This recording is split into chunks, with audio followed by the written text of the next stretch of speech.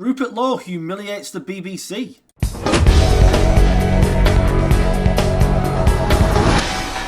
Great clip to show you of Rupert Lowe, who appeared on Politics Live. And you can see the snivelling upper classes laughing at him as he speaks frankly about the BBC. Brilliant, watch this. Right, in response to Daisy's point about Elon Musk and Twitter, I would ask you, what is the BBC? It's a state monopoly pumping out state cant.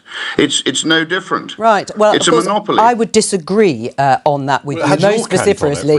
But Rupert, there is another. It's an establishment monopoly, Joe. Nothing else. You know that. It's a public broadcaster. This is regulated by Ofcom. That's very different from having social media platforms. Yes. We're on it now, Rupert. What a regulator Ofcom is, Daisy. What a regulator they are. But how many times have you been on the programme in recent weeks, Rupert? In which programme? Your programme? Yes.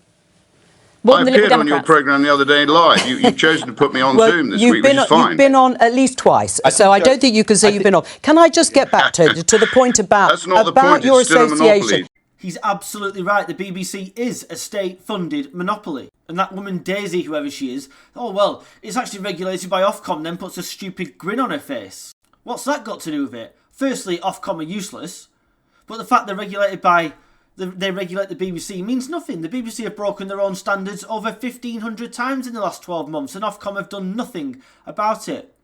In response to this supercilious behaviour, Rupert Lowe put a tweet out saying, "I was very happy to outline some home truths on the BBC today. My view, defund it. Make the organisation stand on its own 2 feet for a change. Take away the licence fee and the BBC collapses within a week. I can't wait for the day."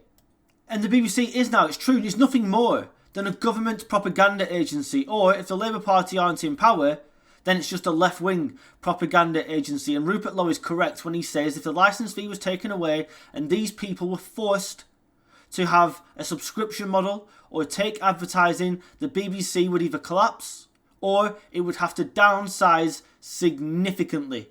And these people who work at the BBC would never get the salaries they get there that they would compared to the private sector. No chance.